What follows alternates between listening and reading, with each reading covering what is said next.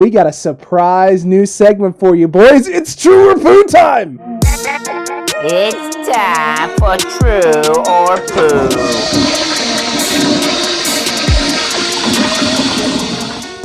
Poo. Okay, to kick off our True or Poo segment today, we got a big one. It's a big True or Poo. Horst, we're going to start with you, actually. True or Poo? After our Week 3 win versus the Giants, there is now a quarterback controversy brewing in San Francisco. Poop! Oh my God, you didn't let me finish. Big Poo? Poop! Why? I don't need to justify this. Doesn't even need justification. And True or Poo? I think it's Poo. It's a good play. I mean, he played well. Jimmy G's the starter. I still prefer Jimmy G to Mr. Mullins. Mullins played well, but one game, I'm not going to go crazy about it. Jimmy G still was almost perfect in the first half against the Jets. I think he would have had a similar performance against the Giants. But, I mean, moving forward, I don't think there's a quarterback controversy. I definitely don't think there's one in the building with the 49ers. With fans, there could be, but definitely not with the 49ers organization. So you mean if Kendrick Bourne would have caught that one pass that would have made him perfect and went over 100 yards and made someone's prediction right? Poor Kendrick Bourne. He's never going to live it down. But I do agree with both of you. I do believe this is Poo. I am seeing this being discussed and talked about a lot with fans. It's not there. And the fans out there comparing him to Brett Favre, you got to slow down a little bit here. Nick Mullins has not done anything near what Brett Favre has done early in his career or even at all in his career. Ever. So, Nick Mullins, a solid backup. He did exactly what he needed to do today for us to win. He needs to continue doing that until Jimmy's ready to play. And once we get Jimmy back, this team's going to get rolling real fast. Yeah, I got a couple buddies that went to Cal. They don't throw a football like Aaron Rodgers. It's true. It's true. All right, guys. True or Poo? Jason Verrett is now a starting cornerback for the 49ers. I'm going to probably go with Poo right now, only because it's one game, it's one performance. Yes, it was a good performance. He played solid today, but it is the Giants that we played against. They do have some weapons on offense, but you saw what our second string modified, cut together, sign in Ziggy Ansah, bringing Deion Jordan up from the practice squad D-line into their offensive line. There's just not a whole lot there going right for the Giants right now. I don't want to jump on the Jason Verrett is back to Pro Bowl form bandwagon just quite yet. He looks solid today. I'm glad that we have him because of the injury situation we currently have going on with the DBs where our top three are down. But it's not 100% true yet. It's trending towards true, excuse me. But right now it's Poo for me. I'm going to probably surprise you a little bit and go Poo here. But you guys both know I'm a big Jason Verrett fan. But I don't think a guy like Mosley should lose his job due to injury. I do think he looked better than Weatherspoon has. And I definitely think this puts a little bit of a heat on Mosley to make sure he performs because now he knows there's a healthy Verrett right there behind him waiting to get on the field. And like he said, it might trend towards being true later on. But at the moment, I still think Mosley has earned that spot. This is absolutely true. Jason Verrett is going to have another opportunity against the Eagles to start. Richard Sherman's still going to be out. So he will have another opportunity to stack on his performance that he had today. And from the performance I saw today, it's better than any performance that the other corners have had this season. So you want to put out the best players, best player plays. Right now he's playing like the best player. Maybe next week he won't. Maybe the Eagles get to him, show that he doesn't have the speed, the elite speed that he had coming into the league after all the injuries. But right now, from what I saw, he was driving on the ball. He was making plays. He was in the right positions. I just think that so far I've seen so much out of him compared to the other guys, especially better than Ahkello Witherspoon, who I'm actually really high on. But I thought Jason Verrett so far has outplayed him. And just the smarts, the football smarts, intelligence. He looks like a Pro Bowler out there. He looked confident. The tackling, coming up, making plays, especially on screen passes, was fantastic. I just think he's a different type of player. And I think that in the long run, it's going to be Richard Sherman and Jason Verrett at the starting corners. Nothing against Mosley. I think he's a solid player and a good backup.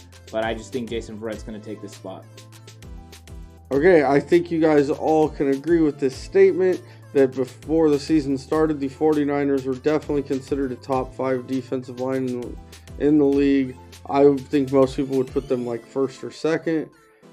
My true or poo is that even after the injuries they've suffered, they are still a top 5 line in the league. Man, the pressure. I'm going to go true. Just based on the sheer fact that the sack numbers we're not having the huge big sack games yet. We haven't had the big 5 game, but we're producing about 2 sacks a game right now, which is still putting us on track for a 30-plus sack season, which would be an absolute great performance from this D-line, considering the amount of injuries that they've sustained and suffered. I think with time, too, that they're just going to get better. I think the eventual addition of D Ford back into the group, hopefully, will be good for this group and rejuvenate them. I think the more time you give Ziggy Ansah, Kerry Hyder, the more time you give Ronald Blair to get back from injury, the more time that this group gets together and is able to get on the field and get a high percentage of snaps, the better off they're going to be down the line. And that's when we're going to need them to play at an elite level week 17 on. That's when we need this group to be playing at the highest possible level for us to have a run, to have the same kind of D-line dominance that we had all last postseason and towards the end of the season last year. That's when they need to be playing at that level. They don't have to be there yet. They're trending that way. They're still playing really well despite the fact that we have had all the injuries. And Salah's going about it a little bit different this year too. He's taking the approach of being a little bit more aggressive and sending more blitzes. We've seen that through these first 3 weeks. And so that's going to take some pressure off them to have to produce it all on their own with just a 4-man pass rush. So I think there's a different approach this season about how to get it done. We don't have the same personnel. We've lost some pieces, and the coaching staff's doing a really good job of adjusting, but I still think the D-line is going to produce at top 5 numbers. This is poo. 49ers are no longer a top 5 defensive line in the NFL. I do believe they're around the top 10 area, probably closer to 10. But I think the fact that Saleh is bringing more pressure is proof they can't get home with just 4. So right now, I think they do need D Ford, and I think they do need Ronald Blair, and they do need Julian Taylor. And once those guys come back, they could elevate their game, and elevate the D-line overall.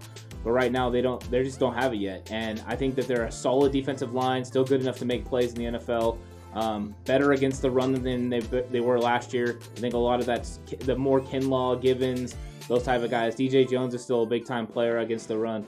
The more those guys play, the more they're going to gel. And I think these guys playing together, hopefully they can stay healthy. They will gel, and then they'll slowly elevate. But if D Ford can't come back, the 49ers do need to bring in another edge pass rusher. That's when they need to look at Clay Matthews and make a move there, or Terrell Suggs, do something there, Cameron Wake, whatever it needs to be. They need to bring someone in because they do need an edge presence.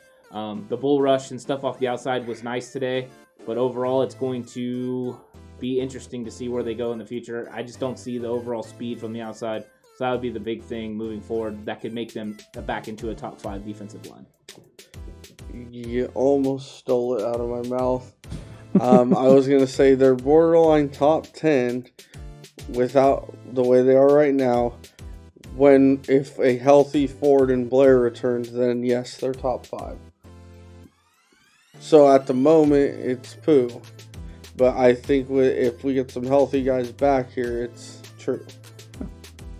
I think we're all pretty much in agreement. I think we all believe they can be with time.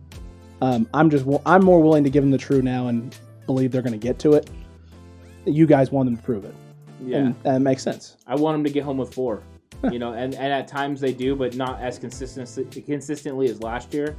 And that's big because that puts more pressure on the corners and DBs to make plays in the cover in space and for linebackers to cover longer. And I know that they've changed the system up. They're running more man coverage and stuff like that, but still, we need to get home with 4. And if they can't, then they're just not a top 5 defensive line in the NFL. No, fair enough.